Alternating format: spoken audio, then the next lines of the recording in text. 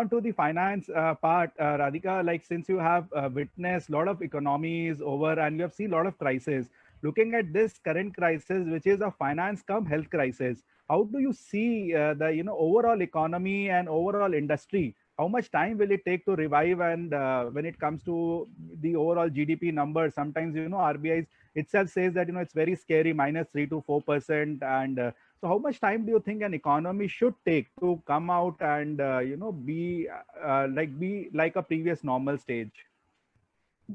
So I think the thing that I have learned in 15 years of a financial services career is that it is very hard to predict economies and markets. And I think 2020 is a proof of that. I think my few comments on this topic.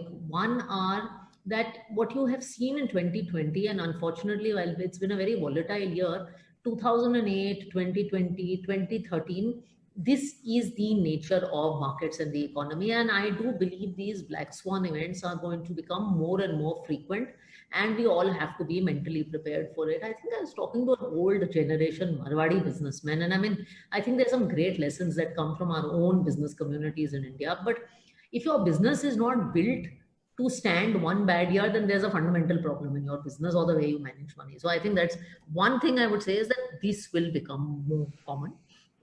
With India, it is more hard to predict because the lockdown has not ended in completion, in my view. I think that is also a second challenging aspect. But I will also say that I think between RBI and the government, quite a bit of action has been taken.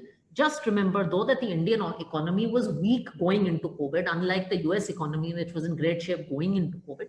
We were a weak economy going into COVID.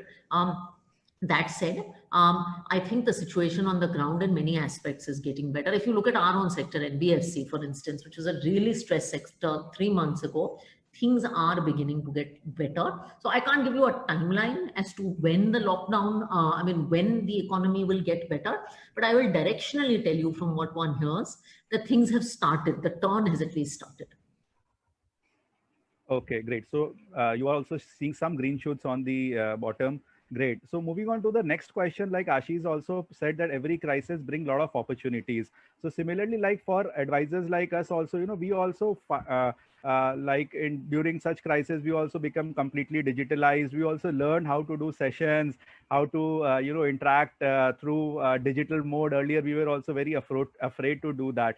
So coming on to the business point, what do you think that this new normal will continue, in fact, going ahead? And when it comes to the business, earlier we were also feeling that it might bring a lot of challenges to us, but in last 3 months we have also seen that overall business has gone up in terms of maybe the kind of time that we have saved, and in fact we have been able to interact multiple clients through this digital mode. So how do you see as an industry, MF industry, going ahead? And do you see that these ups and downs will be there in the market, but in the longer term, do you also feel that your corrections will be temporary and growth is permanent? So how do you take it up?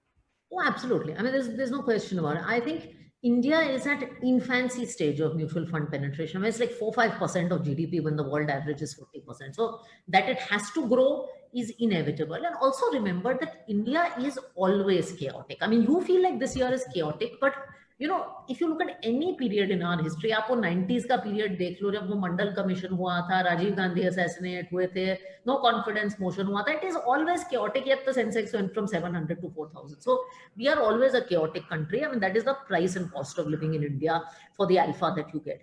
I think for advisors, I'm actually really optimistic, and I'm so happy to hear the optimism in your voice about business.